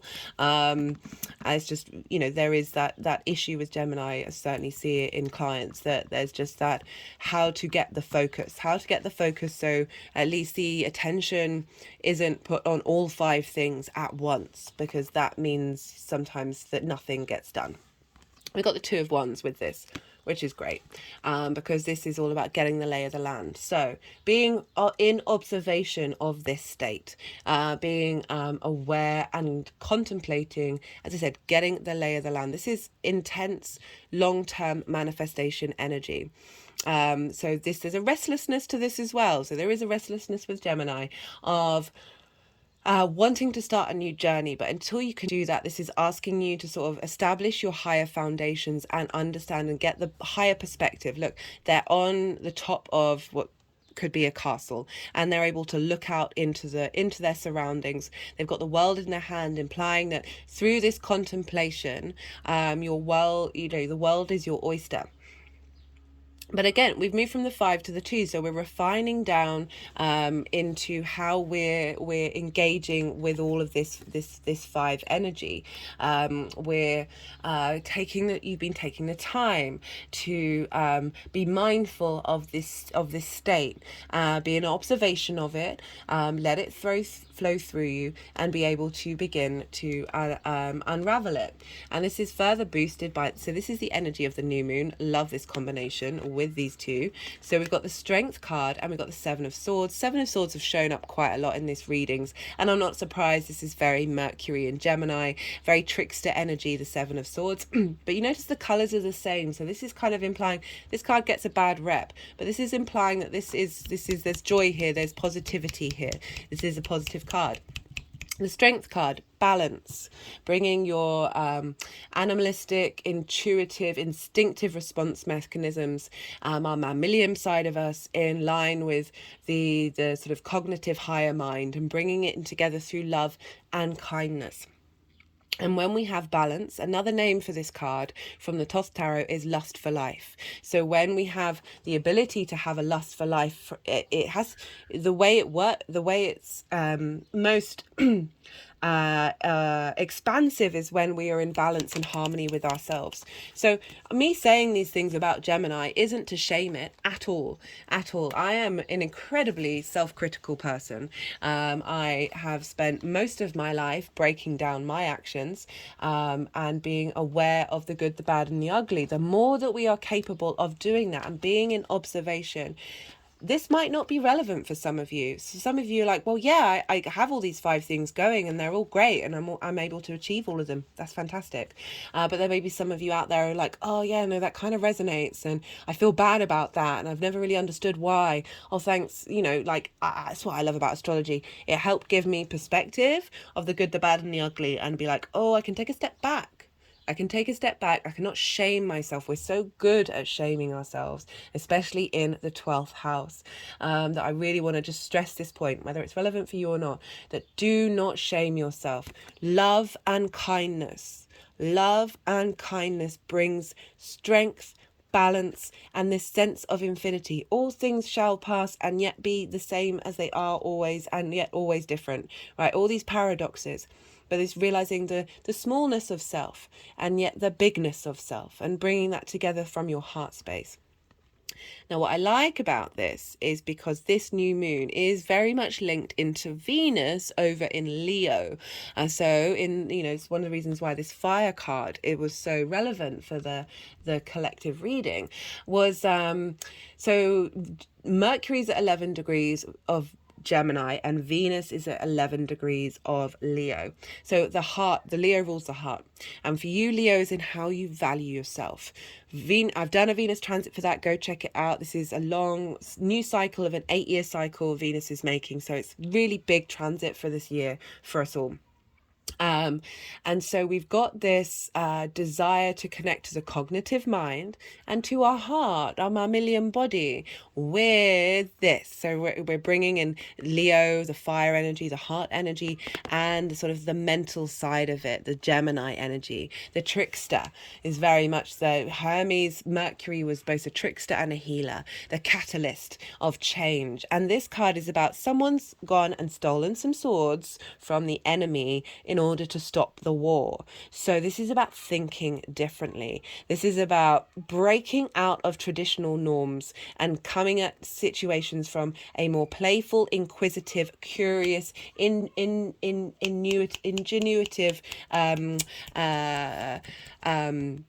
method of contemplating. So essentially, these constructs that you have of yourself, it feels like some of them are going to be pulled away through love and kindness.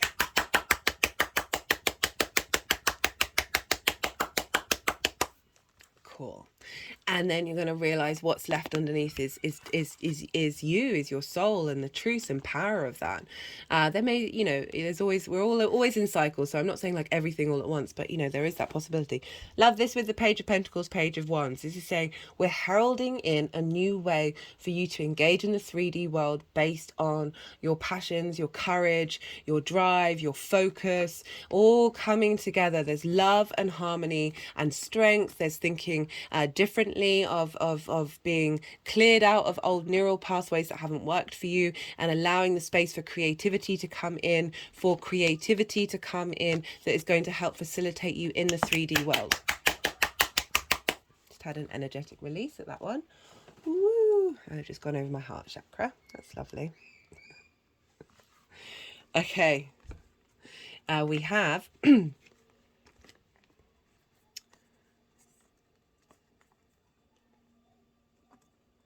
let's see where they want these cards to go. Okay. So essentially we've got 2 resurrection cards here, either side of the world. We've got the 10 of Swords in reverse. So for me, the in reverse is all the swords are falling out and you're going to be able to get up and move forward. So this is kind of all those limiting beliefs, those trauma responses, the information that gets collected and gets disrupted through these trauma responses in your 12th house. Those barriers that have been blocking you from being able to move, be able to express, be able to communicate are slowly falling out. Again, once these fall out, you're able to get up and move on. You're resurrecting. And that's coming with the Wheel of Fortune. So it's saying that there's a shift of moving from this space of feeling that your mind essentially is betraying you.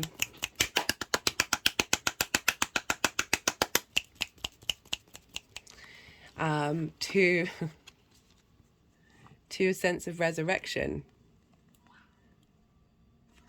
Like, that's a beautiful set of cards here. So the Wheel of Fortune is saying that things are on the up. There is a shift and change of direction, of fate kicking in, and all the different parts of you, all the different ways that your brain is working together, all those neuron fires, the way that you collect information, all of that is ascending. That frequency is raising up, because you see here we've got the mountains, which is all about a higher perspective, which is again being able to zoom out a bit, not shame yourself, and get some galactic energy, some spirit energy coming in. And we've got the world. This is knowing yourself. Well, great card to end on for the 12th house.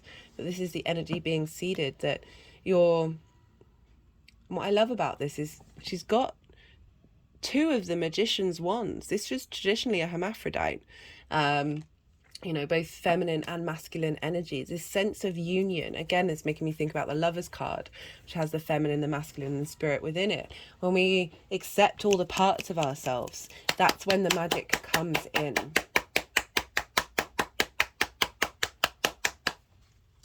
Okay, let's pull a clarification card for you, Cancer. Let's see what wants to come out. All the decks are in the description box. Domestic harmony. Domestic harmony. Love that. I mean, I feel like I don't really need to explain that with the 12th house. And this card just fell off. I haven't used this deck for ages. This is the Oracle of the Rising Sun. I love it. I've just not been in the mood. And this card, I just knocked this card off and they wanted me to pick it up. And it's optimism. And I love it when the universe comes in that way. It's like, no, hello, we've got things we want to say. So in a domestic harmony with your unconscious mind.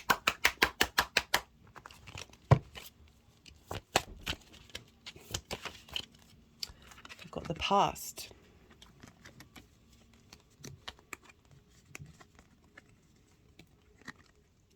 They're wanting to highlight that that's in the past. That's what's being cleared out. That's how you felt. And this is shifted and changed. Right,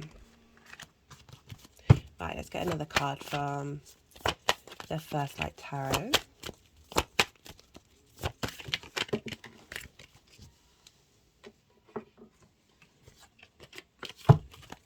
Just got the Present card.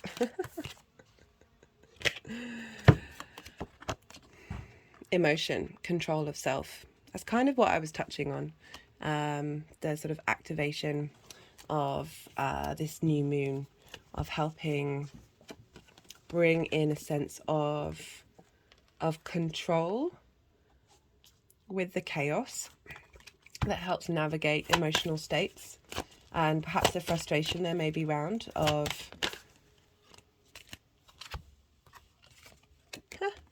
we've got karma, domino effect.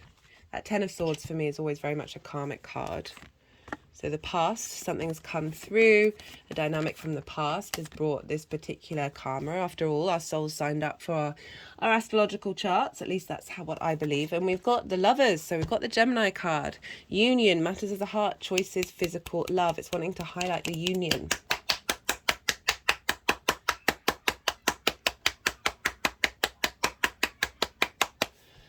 Okay, I'm going to leave it at that, Cancer. I hope that resonated. If it did, don't forget to hit the like button. Thank you, new and returning viewers, for being here. I appreciate your time and your energy. I realize how time is precious. If you are new and you like the content, I put out lunation videos and transit videos. So do hit that subscribe button if that interests you. If you want to help the algorithm, you can leave a comment, whether that's talking about the astro weather. I would love to hear from you. And on a personal note, I love it and I will reply. I promise. I love it. It fascinates me. that just astrology is the one thing that's really kept my mind being interested in things. But if that's a bit vulnerable and you don't want to leave your personal information, do hit an emoji. That helps the algorithm. This is a growing channel, and if you want to push this forward, so the algorithm sends this out into the world and more people have access to it. If it resonates with you, I would be most grateful. But obviously, do what you're inclined to do. But Cancer, be good to yourself, be good to those around you, and most importantly, be well until we meet again.